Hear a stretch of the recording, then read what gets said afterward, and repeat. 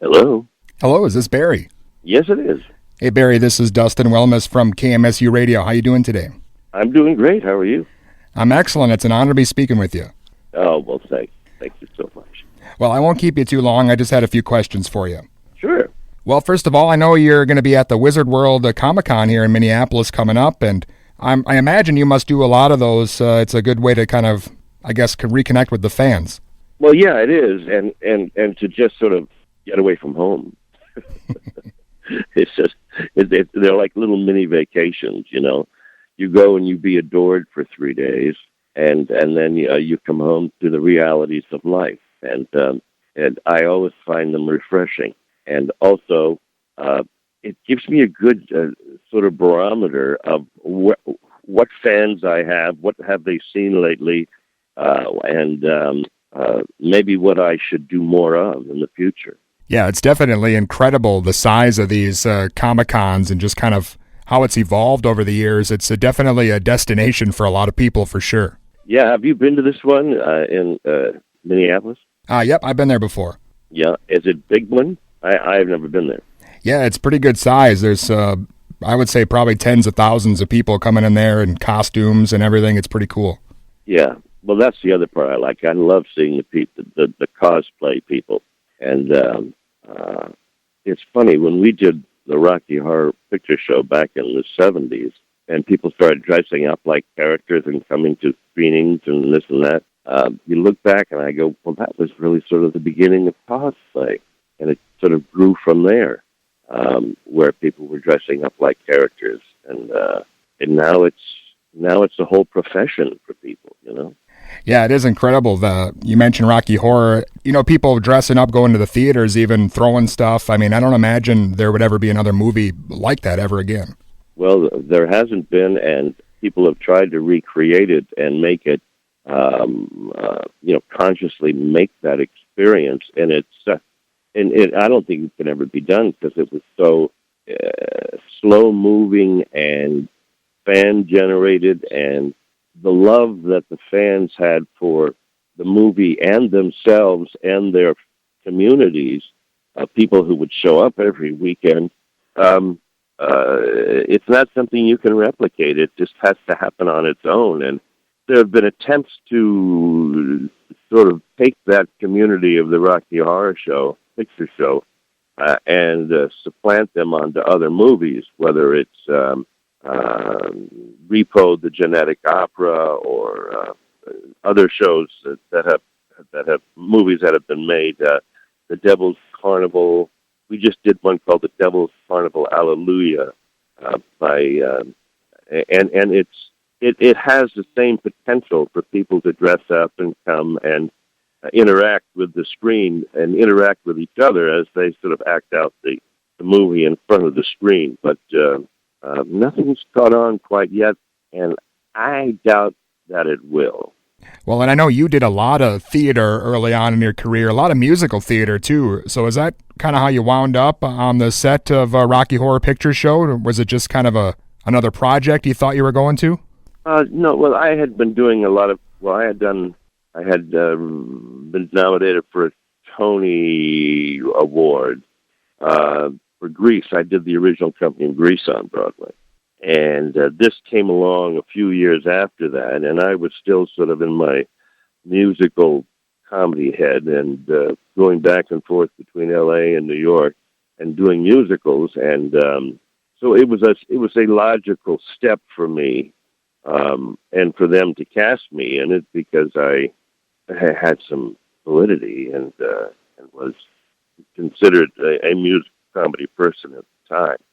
You know, your careers change and become other things and then go back to being what it was in the beginning. It's a moving, breathing animal. And but at that time, that was really what my focus was musicals, and particularly musicals that were satires or tongue-in-cheek kinds of pieces. And that's, I think, where my talent lay at that point. Well, I got to ask you, obviously, even back then and still today, the Rocky Horror Picture Show definitely much different than most of the other stuff out there. Were you comfortable, I guess, with everything when you got into it? Dressing and drag and doing all the stuff that you had to do. Oh, sure. It was. It's not a problem for me. I enjoyed the outlandish stuff, and I enjoyed the fact that it was showy and different, and in reality, it wasn't that different. I mean, the punk scene was happening around the world culturally, and you had David Bowie dressing up. You had the New York Dolls. You had so many other groups and people and theater things that were exploring those same themes, and the theater of the ridiculous. I was a New Yorker, living in New York, and I lived, just 2 blocks away from Warhol's factory, and it was that sort of underground movement in New York at the time was very experimental, and we would do all kinds of things that were even more outlandish than than the Rocky Horror Show. So I wasn't shocked or surprised at all about what they were asking me to do in the Rocky Horror Picture Show. It was just a real fun time. I mean, it was, how often do you get a chance to dress up in 5-inch high heels and a bustier and a feather boa? And I don't know your life, but my life, it probably hasn't happened since then. Well, I know, just looking over your credentials, your resume, I mean, you've done obviously the stage stuff, but a lot of films and a lot of TV shows. So, sometimes if you're in a film like this that's so, beloved or like a cult classic, it'd be easy to get typecasted, but it doesn't seem like you had that trouble. No, in fact, I'm always shocked when I look back and I see that I was cast as George Washington in the early 80s. And I think to myself, well, the producers of that show must not have seen the Rocky Horror Show in 1978 or 79 on stage, or, in the movies, because I'm not sure that they would have cast me as the first president of the United States if they had seen me in the floor show now. Yeah, there's been some interesting stuff you've done over the years, and I noticed you had an album out on the Billboard charts way back with the Clowns. I did not know that.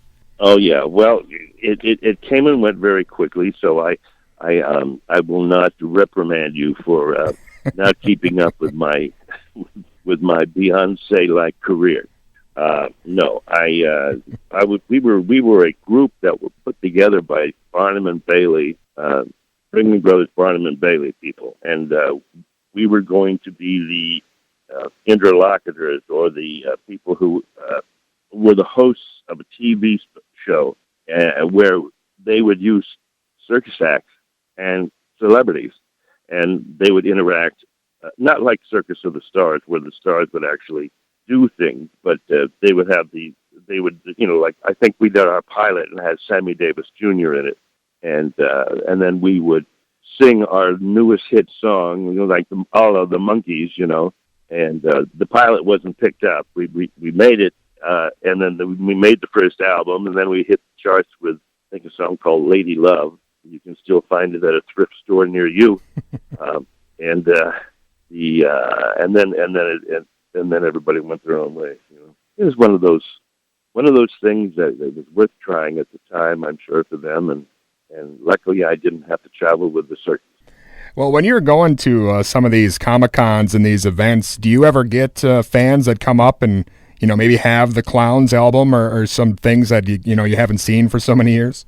I do, actually. I did have somebody brought me the Clowns album, I think 1 or 2 conventions ago, and or they'll come up and say, "Oh, my favorite thing was when you did Summer Girl, a TV movie in 1987." And I'll say to them, "Oh, that's funny because I happen to have a picture on the table of me from Summer Girl.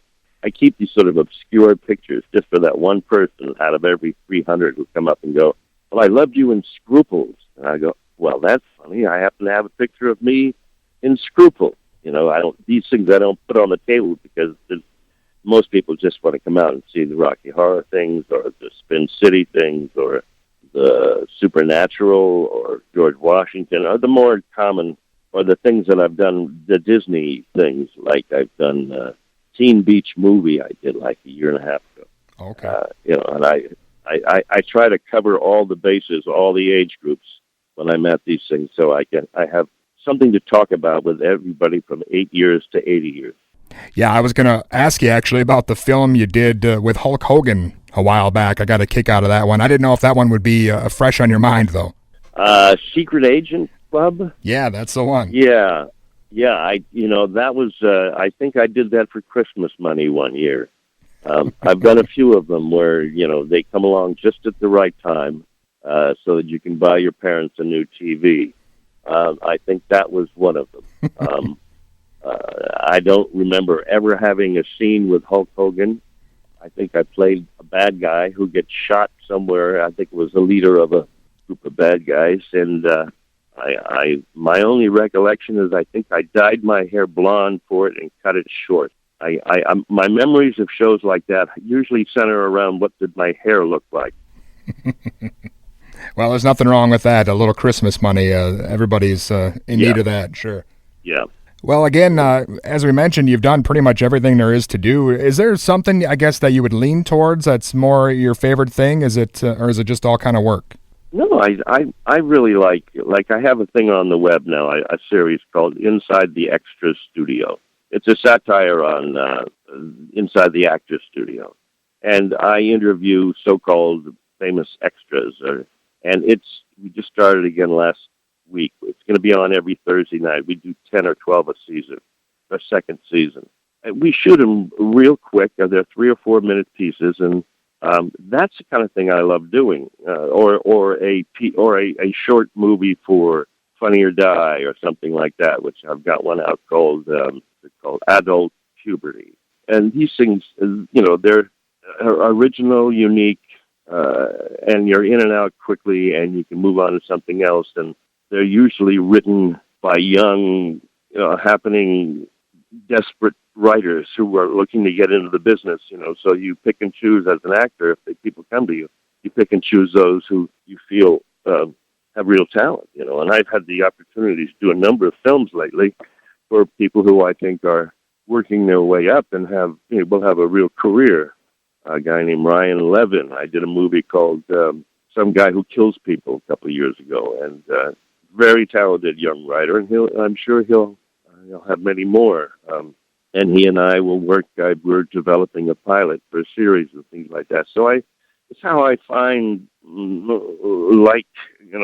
people who I not only do I like, but we have the same sense of humor. To me, right now, it's all about being relaxed and having fun and making people laugh. I think that's what the world needs right now. Yeah, and I suppose, as you mentioned, you never know what project it's going to be that people remember you for, that clicks with them, and you get people coming up to you and asking you about, everything that you've done over the years. So I guess you never know which one it might be. No, you don't. I mean, and that's sort of what's fascinating, To me, it's what's fascinating. I'm always amused by what people do remember, what really, affected them. Usually when you do something on stage in a Broadway show or something, people will have a stronger attachment to that because they made an investment, of money and time, and they sat in the chair and they watched it for 2.5 hours or whatever, and they have a very strong memory of that experience. TV's more fleeting, obviously, and that's why I'm always amazed when somebody comes up and remembers me for some TV movie that I did 25 years ago that ran one night and then maybe was on the Hallmark Channel or one of those things a few times, but didn't have really a wide opening. And so I hope to continue to do things that surprise people and come up to me and go, oh, yeah, I loved you in Megaforce.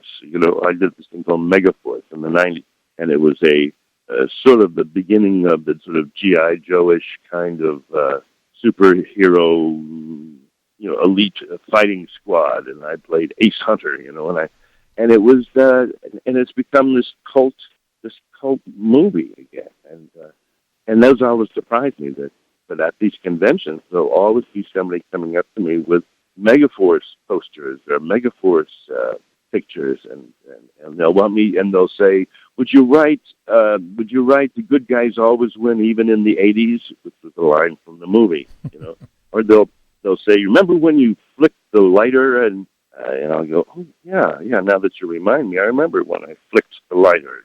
It's for a guy who doesn't have a great memory like me, it's always fun to have people come up and tell you what you did. Yeah, it's excellent, the career that you've had. And I know you mentioned a couple things you're working on, and of course the Wizard World Comic-Con again coming up in Minneapolis. Is there anything that you want to add or any projects that you want to mention before we let you go? Well, I'm doing a couple of episodes of a new show on the CW called Still the King with Billy Ray Cyrus. That starts in June, and I play a really sleazy swinger kind of guy, which is so much fun for me. And then I'm on The Girlfriend's Guide to Divorce. I play the father of the lead girl on that.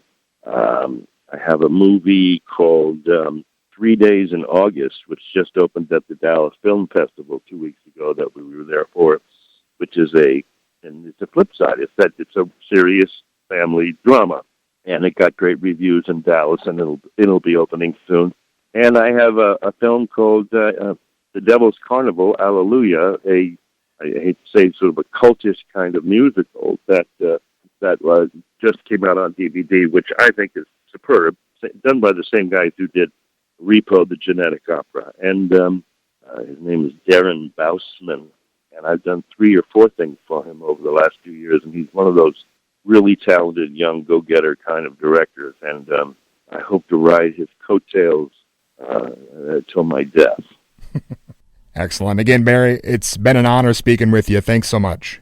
Thank you. If you're coming to the con, say hello to me. Come by. I'll definitely do that. Thank you.